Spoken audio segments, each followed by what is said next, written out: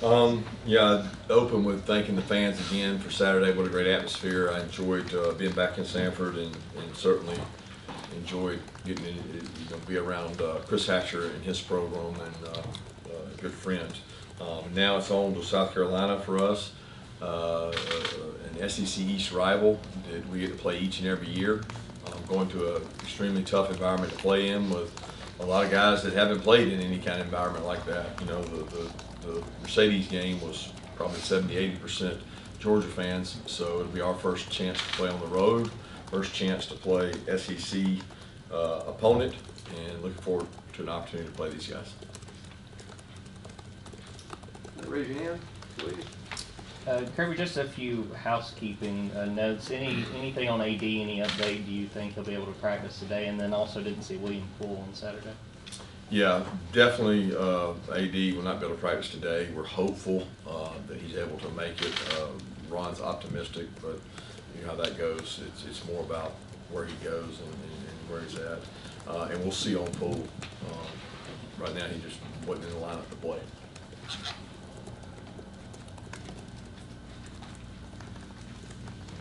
Just curious, Coach, having got to review the tape from this past weekend and knowing what you're facing in South Carolina, their defensive front. The success Arkansas had running. How did you feel about your run game retrospectively this past week, and how much does it need to improve this week? Well, we got to improve everywhere. Start with every unit. You know, it's a hard measuring stick when you start talking about comparing it to Sanford. No offense to their team or their program, it's just hard to evaluate. So we got to improve in every facet. That includes throwing the ball. That includes running the ball. It includes defensively stopping the run and rushing the passer. So that's always going to be the case. I thought we did run the ball well Saturday. You know, but again, it's a little different front, a little different coverage in terms of the way they played. But when you're getting 4 or 5 yards a rush, you know, it's hard to complain about that. You've got to do it at a higher level against a better opponent.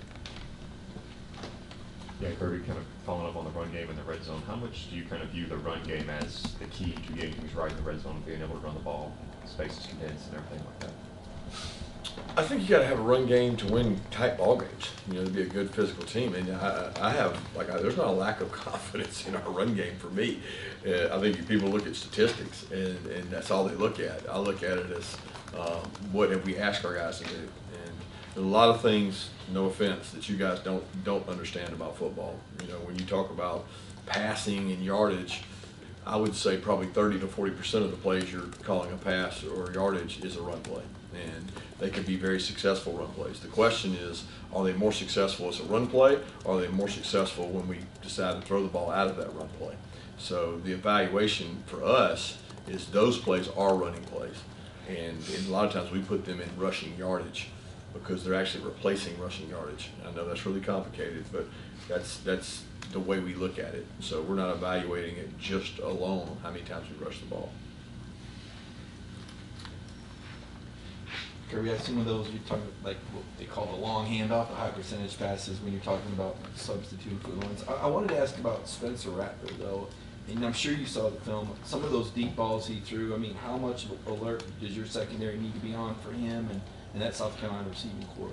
Well, they got a great receiving corps. They got really good wideouts, fast wideouts. Guys we struggled with last year. They got the quarterback got elite ability to throw the deep ball. He can throw the ball over 70 yards. Stretch the field, and he's an athlete. So when you start talking about, you know, like we played against Bo, we know Bo can throw the ball, Bo can scramble. He's a guy that can move around. You got to be disciplined. You're going to have probably 5 to 6 snaps a game where you've got to use scramble rules. You got to plaster, take shots down the field. You got to win 50-50 balls. That doesn't change based on who we play. I mean, everybody we play, especially in the SEC, is going to be challenging us down the field, and you got to be able to win those one-on-one matchups. They've got really talented guys to do that with. Through the first 2 games, what has been your assessment of Kendall Milton, especially after the hamstring injury he dealt with in preseason, how he's played so far? Kendall's done a great job. He did what he did in the spring. He's run the ball with toughness. He's very smart in terms of his pickup. He's improved as a pass receiver out of the backfield. He's done everything we've asked him to do to this point. He's hard to tackle. He's physical. Kirby, on the passing game, I know explosive plays are not defined as like 40 or 50 yards, but you guys are excelling at the intermediate passing game.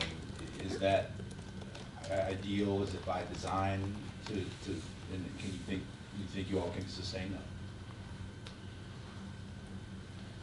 Can we sustain it? I think it's probably dictated more by what the defense does and what the defense gives us. You know, I'd like to think we can sustain it when it comes to accuracy, completion percentage, decision making. A lot of those plays, there's multiple people that the ball can be thrown to. It boils down to, did we read the coverage right? Did we take what the defense gives us?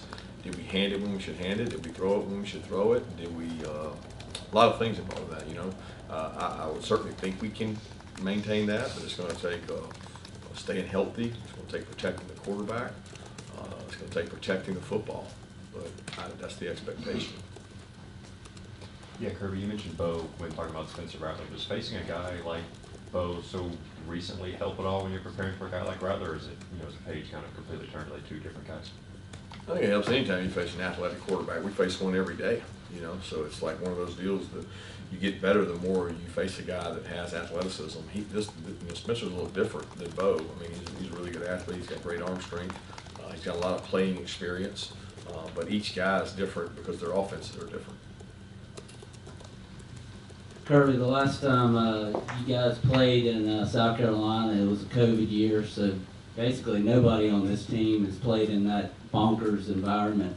Is it silly to say or think that Stetson, being a fan so far back and knowing that environment, is that an asset for a team that's going into, like I said, a really crazy place to play? The only asset to going into an environment like this is experience, and we've probably got 20 or 30 guys that have experience going into Auburn, Tennessee, places similar in terms of fan experience. So we've got some guys that can draw on experience. We've got some guys that'll lean on those guys because they'll be new. Anytime you go on the road for the first time, guys have to get comfortable with that. We had that a little bit in Atlanta in terms of not being on our own field, but it certainly wasn't the same kind of environment we're going into this time. And we'll have some guys that are young guys that have to lean on those older players.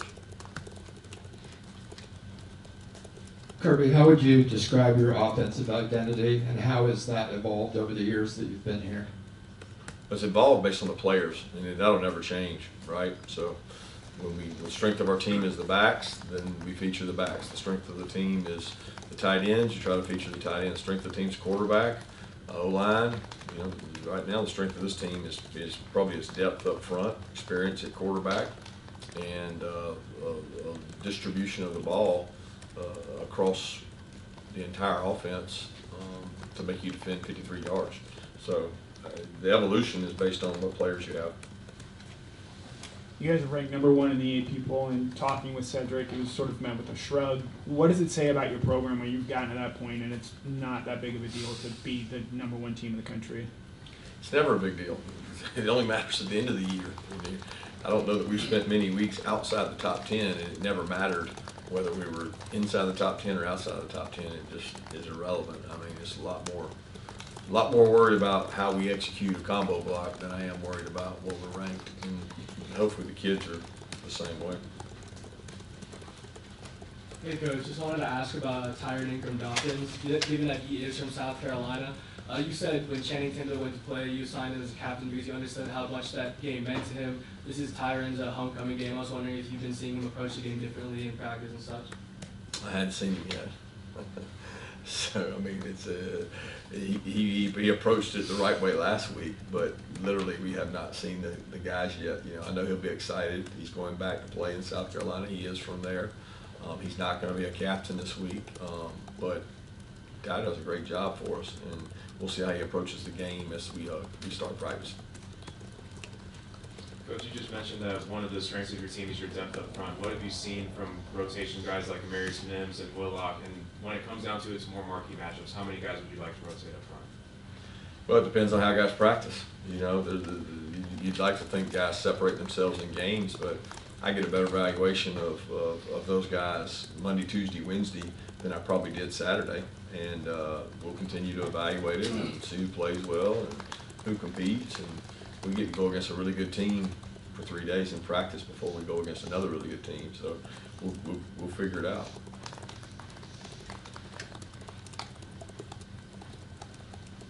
Over the years, I feel like you guys have been very intentional about having a mantra that the players can latch onto. This year, we've heard so much of "we won't be hunted." We've heard "nobody cares." Where did those come from, and how do you feel like they help the team kind of focus? They come from the players. The messaging comes from them, and you create an identity by what you believe in. And we've had a pretty good identity around here for a long time about being really physical. And the message might be tweaked game to game, year to year, but we hope the result in the process is the same, because we don't really change the approach based on who we play, based on scoreboard, based on anything. So the focus is on us, and that doesn't change. Kirby, what stood out when you hired Shane to this staff, and what really stands out to you about the job they've done over there in South Carolina so far? When we hired Shane, I'd known him for a long time. He was interested in coming, and thought it'd be a great opportunity to jump into the SEC and be part of our program, and he did. And he's created a lot of energy through his program, through enthusiasm, staff. They got an excellent staff at South Carolina, and just creating an environment of competition for their program to compete at a high level, which South Carolina's always historically played Georgia, really hard, tight. It's usually the first SEC game most years. They recruit our state hard. We recruit their state hard. So there's a lot of things to that. Kirby, obviously Warren McClendon's been on the field for 3 years, so he's a tremendous asset. How has he grown, particularly in the leadership in this year in particular? I think he's more vocal this year than he has been in the past. Last year, he's naturally a quiet guy. Last year, probably didn't have as much to say with Jamari and Schaefer around. And this year, he would, he and Cedric together would be considered leaders. I throw Broderick and Warren Erickson in that boat too. But Warren McClendon is like just a very well-respected vet, and players respect him because his durability has been incredible. His toughness is remarkable in terms of doesn't miss practice, and just works really hard. So he's a guy that the players look up to and listen to. South Carolina entered the SEC a few years before you came to Georgia. Do you have any specific memories against the Gamecocks and games you played against them? Not really. We kind of went back and forth. I don't know. We probably split with them while I was a player. That it seemed like, we won at home and lost there a couple times, and had some really good football players. Played against Deuce Staley, and some of those guys were just unbelievable athletes, and don't remember much about it. Coach, Trayvon Walker made some pretty incredible plays yesterday. What was your reaction when you saw those plays, and have you been able to speak with him since then? No, I hadn't spoke to him, but I did see the little clip, or whatever they call it, the little snippets of the highlights, and pretty incredible. It's unique for a guy that size and speed to be able to do some of the things he does. But over the last 3 years here, we saw those. When you see practice, you see thousands more reps than you see in a game. So we've seen some really freaky events by him, and to have those three in the same game, pretty spectacular. Kirby, well, you reached out to Sam Pittman this week, seeing how he just faced Shane Bieber, and how often would you as a head coach reach out to the staff of a team that played the team you're about to face?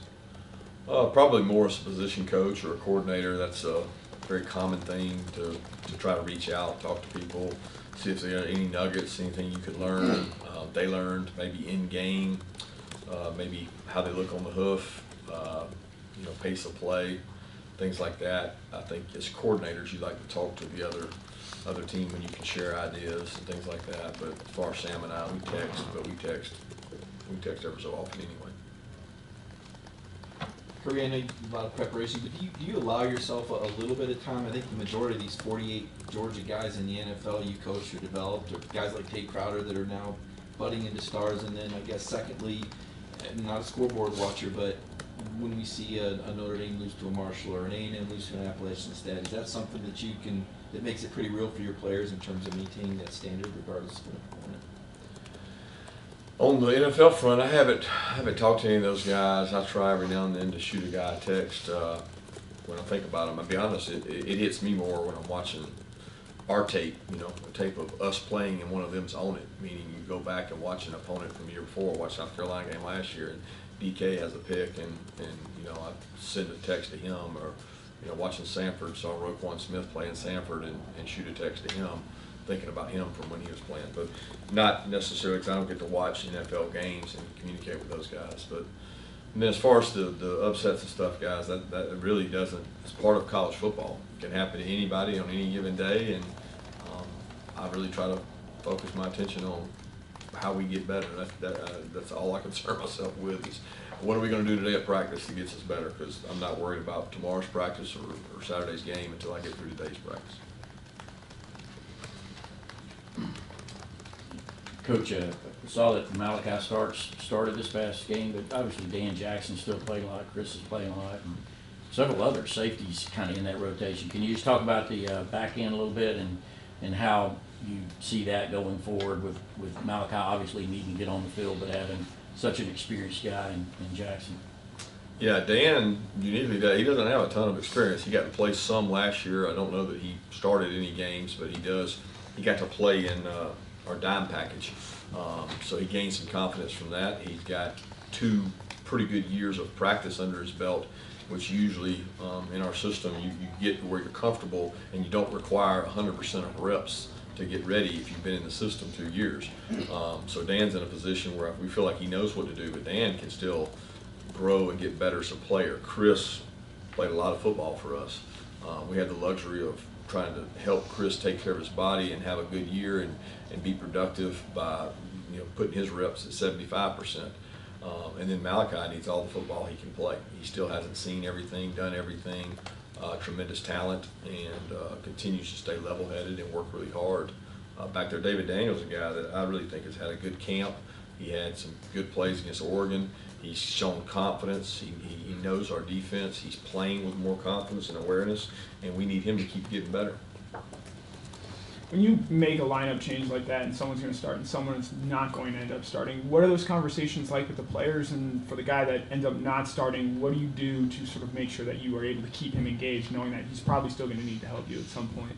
Just honest with him. I mean, honesty is the best way to go about it. I mean, it's no different in the NFL. It's no different anywhere. Production, most of our kids know. I mean, they'll be the first to tell you that we're going to play the best players, and Malachi's earned that right. Dan's not upset about that. He's a team player. He gets it.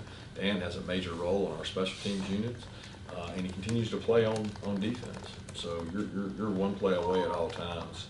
Those conversations are not hard or complicated. Let's take 2 more questions.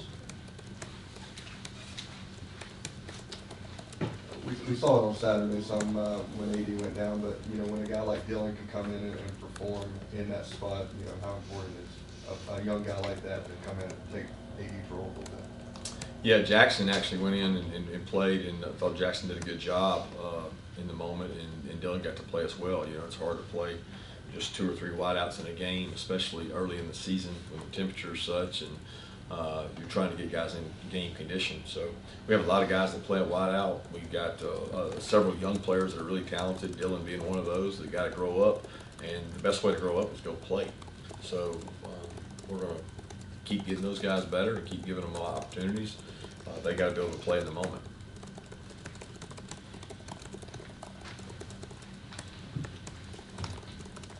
Kirby, can you give us an update on how Arian Smith is looking right now? Yeah, Arian's coming back. He's been able to do some weight-bearing running. He's been hitting some good speeds. Hopefully he'll be able to get back. We don't know when he's going to be back. It's doubtful he's back this week, but he is back running. And he's not 100%, but excited for what he's been able to do. He's not cutting and breaking. He's on the Ultra G. He's getting better, and you can see it in his eyes. He's getting healthier. Just I got no idea when he's going to be back. Thank you.